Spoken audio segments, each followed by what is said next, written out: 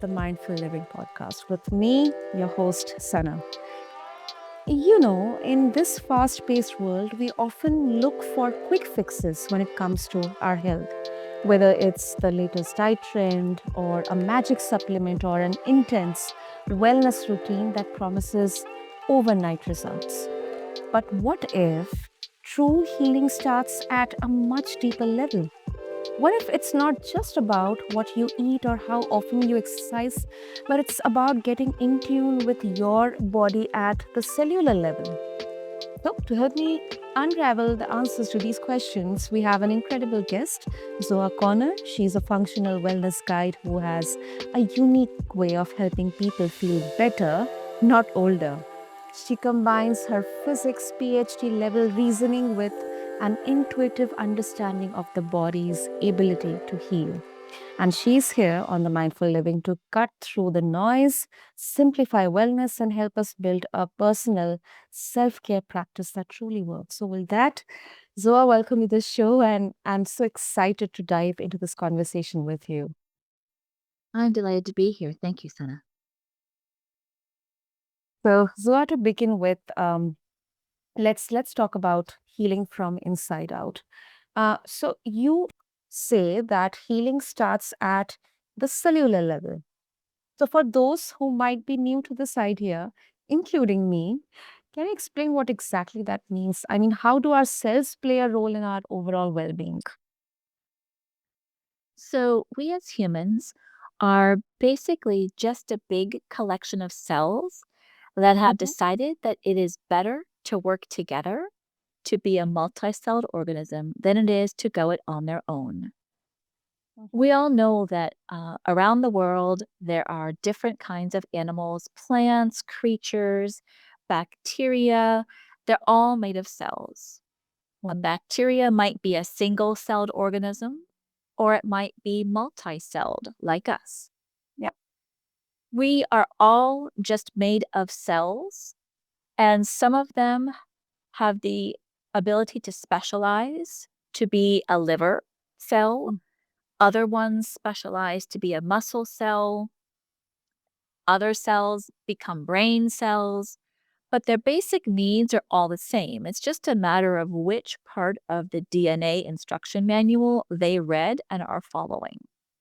So, since they all have the same needs, you can mhm, address the whole body as a system by addressing what the cells require in order to be healthy and happy and function well. And those mhm, needs are fairly simple. They need nutrients to come in. They mhm, need all the nutrients to come in that they require in order to work in a balanced way. And then they need the waste products or the trash to be escorted out of the cells and away from them. So, given those basic needs, we can mhm. figure out a lot of what we should do on a daily basis to facilitate that. Hmm. I mean, that's really fascinating, Zoa, because it's almost like we need to focus on the most fundamental level rather than focusing on or just the external signs or symptoms of health and address to the root level issues or problems. Yeah. So We get caught up yeah, go on. in the fact that we are complicated human beings. We have a lot going on, but the needs of our cells is very simple and fairly easy to follow. So it should actually make it more useful to focus on the cells, and it's a more of a direct approach than dealing through all the complicated matters that our human body can offer us. That's a really unique perspective. So really unique perspective.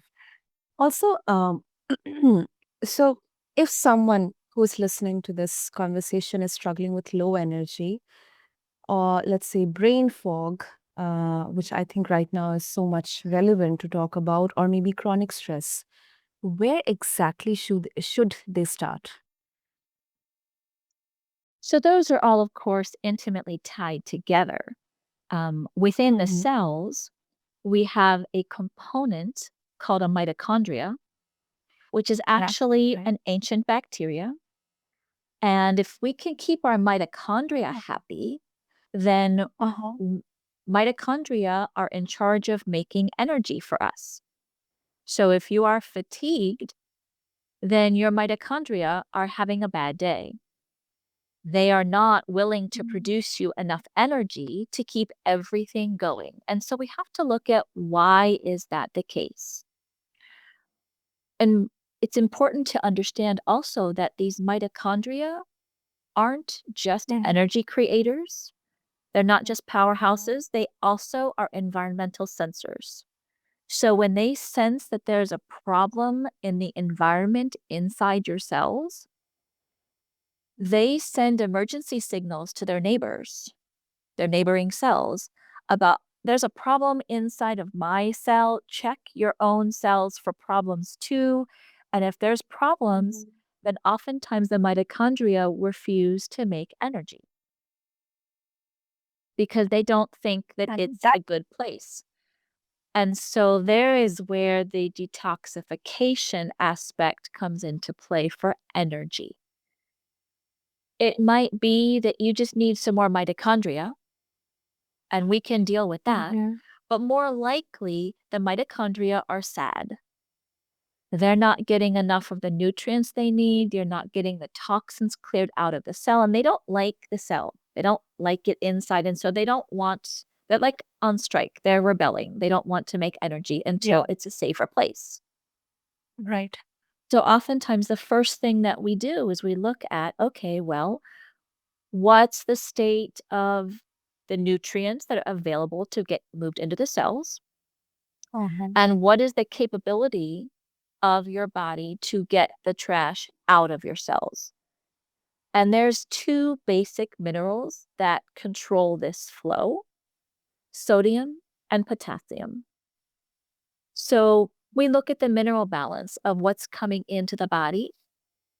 If you eat a lot of processed foods, or a lot Uh-huh. of foods that someone else prepares for you, whether it's a restaurant or it's, coming from a package or a can, it's going to be high in sodium because sodium is a preservative. Okay. Right. But it might not be high in potassium. We tend to get our potassium from our vegetables. So if you have the kind of diet where you're low on vegetables and high on processed foods, that sodium to potassium flow in and out of the cells is not going to be optimal. Imbalance. It's going to Mm. be low. And you're going to end up with inside of your cells being kind of trashy. And we all know what it's like when we're living in a house which is kind of dirty and, needs cleaned, and we don't have the Yeah. energy to clean it. But if someone came in and magically cleaned it up for us, we'd be so much happier. Happy. Right. And that's what our mitochondria inside of our cells need. They need some help getting cleaned up. They want their environment to be healthy and happy. So we work on improving that sodium to potassium balance. Wow. And in order for the sodium and potassium to actually do their job, there needs to be enough fluid flow. So you need to be hydrated, right? Mm. And in my book, Mm. hydration is a combination of water plus your minerals plus movement of the fluids through your body, which means movement of your body as a whole. If you have the kind of day where you're sitting a lot, there's no fluid flow. Yep. True. There's no blood, the blood flow is low. Yeah. The flow of your fluids into and out of your cells is going to be slow and low. And then you're just not going to have a happy body. And we all know that if we sit in the car too long or sit at our desks too long, we get tired. And that's because your mitochondria are sensing that there's not enough fluid flow here. It's kind of getting dirty inside.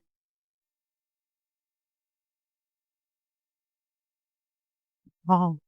First of all, um, I did not know that mitochondria has a bacterial origin.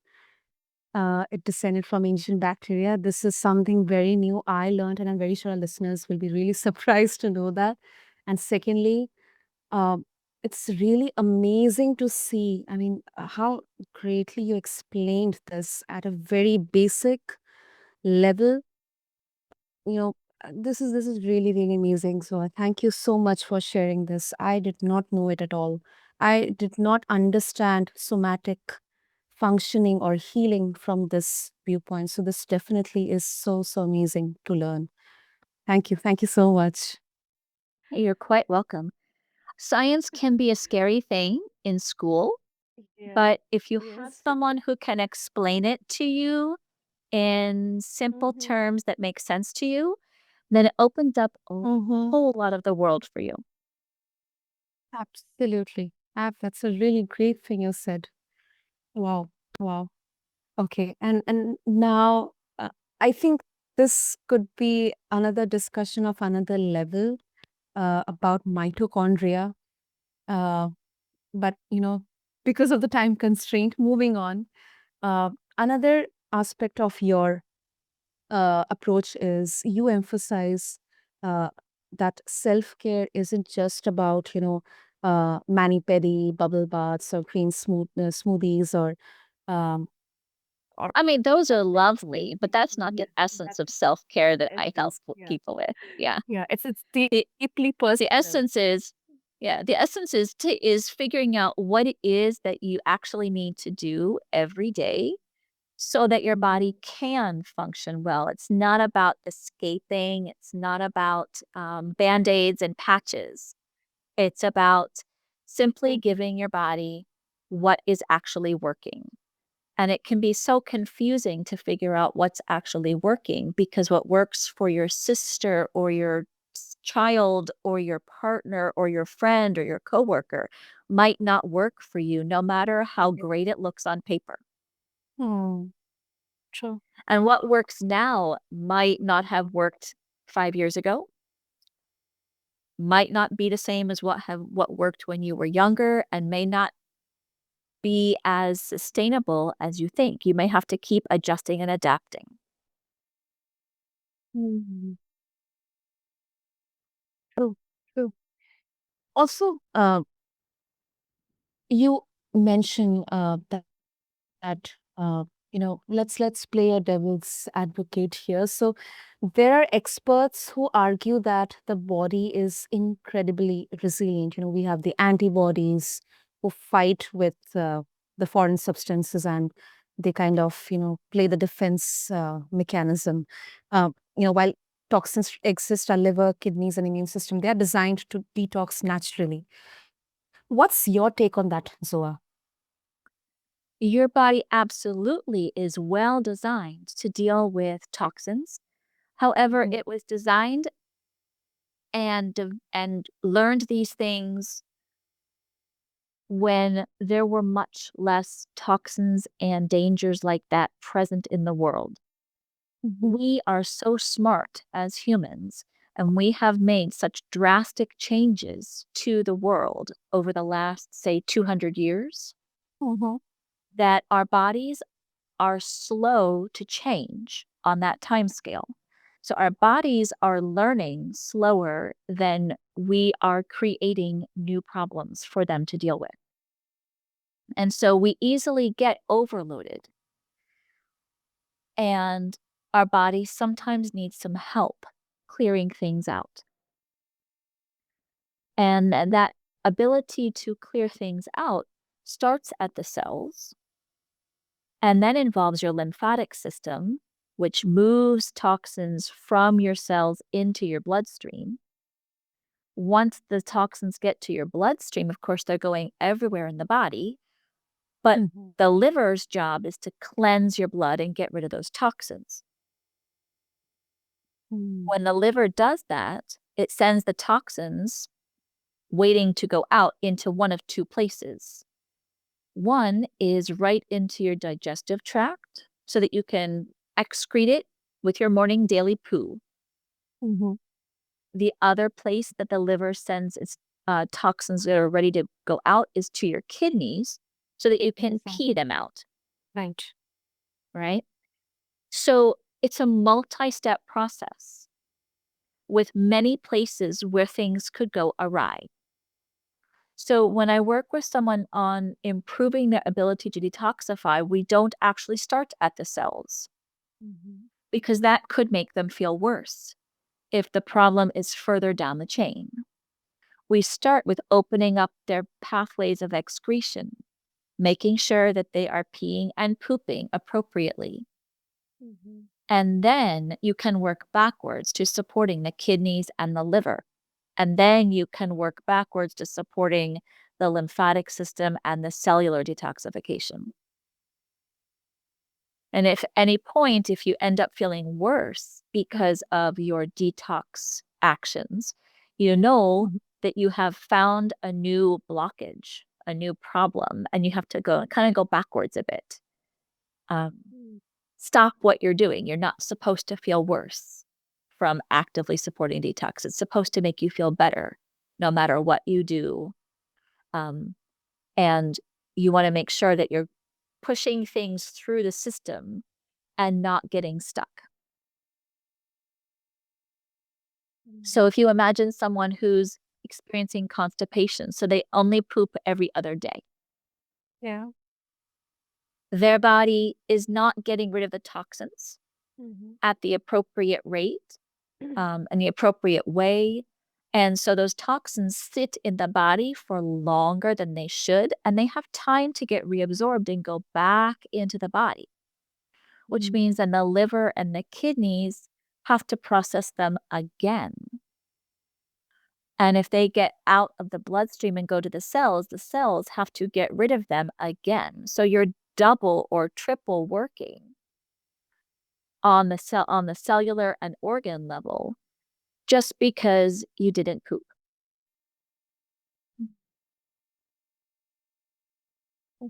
Agreed. Agreed. And also, I think uh, similar patterns we can observe with urine as well. Uh, we are often advised to check the color of our urine to see, our the kind of state our body is in, like dark yellow or yellow, because normally a normal color is like light yellow, lemonish color. So, Yeah, the what's your color gets point on that? added to your urine at a continuous rate. So the longer that it sits there in the bladder, the darker it gets. Mm-hmm. So the idea being that, of Mm-hmm. course, first thing in the morning, it's going to be darker because hopefully you had restful sleep and did not need to wake up for any reason. So in the morning, it's going to be the darkest color of the day. Yes. Yes. And then throughout the day, you want to make sure that you're flushing the body out. So you want to make sure that you're drinking and peeing. What I find with a lot of my clients who are very aware of this is that they're actually over watering themselves. Mm. They're peeing all the time. And they're actually Yeah. peeing out things that their body is missing because they're flushing so many things out. And their problem is not their urine frequency or their color or their desire to drink water. Their problem is they don't actually have the minerals that it takes to hold on to the water, to have it leave the bloodstream and get to the cells. Mm. So they're they're cleaning their blood, they're emptying their bladder, but they're not supporting their cells hydration. So for Mm. those people, we work on their minerals. Oftentimes I will say, don't drink plain water Mhm. all day long. Make sure that every glass of water or every water bottle full of water has minerals of some sort in it. It could be that you've made an herbal tea that will have some minerals. It could be that you put some chia seeds in the bottom of the cup that will add some, and a little bit of fun when they hit your mouth. Maybe you add an electrolyte powder. Mhm. Maybe you add a sprinkle of sea salt, Mhm. something with minerals. right? And I usually give a variety of choices, and we figure out together which mineral option is most likely to be the one that you need. And sometimes it's different for the morning than it is for the afternoon, evening. Hmm. That really makes great sense. So, before we wrap up, um, so what's the first step to start with? Let's say if our listeners would like to get on to the embark upon the journey of healing at a somatic level, cellular level, because of course there is no approach that will fit everyone. One size fits all approach is never the one. So how how do you suggest what's the next step they should take, and how they can reach out to you as well?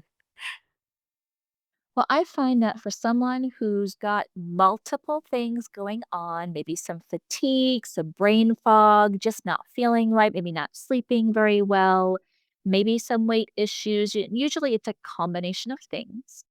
Um, we kind of do an assessment of the basic principles of functional wellness. So we examine their breathing, their hydration, their diet, their movement patterns, their digestion, their nervous system regulation, and their elimination patterns. So, getting those toxins out. And then, based on that, oftentimes we come up with, step one, step two, step three. And we don't usually go beyond three because things are going to change. And we want to be able to stay adaptable and keep everything working well. So, one thing that many people do at the beginning of this part of the assessment is something called a hair mineral analysis. So, this is where we take a little sample of freshly grown hair from the back of the head, send it to the lab, and it comes back to us with measurements of all the minerals that were present in the hair. And this can include toxic minerals that we want to see you not holding on to. We want to see them leaving, but not a lot. And it also includes these basic life supporting minerals. So, this gives us an idea of the sodium and potassium levels. How are we doing at supporting the flow through the cells? How are we doing with calcium and magnesium, which help with muscles and blood sugar regulation and brain activity?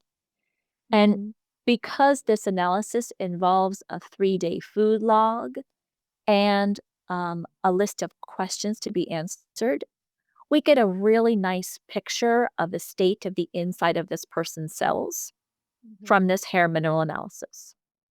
And then that gives them to take that might be dietary or hydration related or movement related or supplements if that's a part of what we need to do to get them what their cells are asking for. And what we mhm, find is when we start with this, that things change slowly in multiple areas.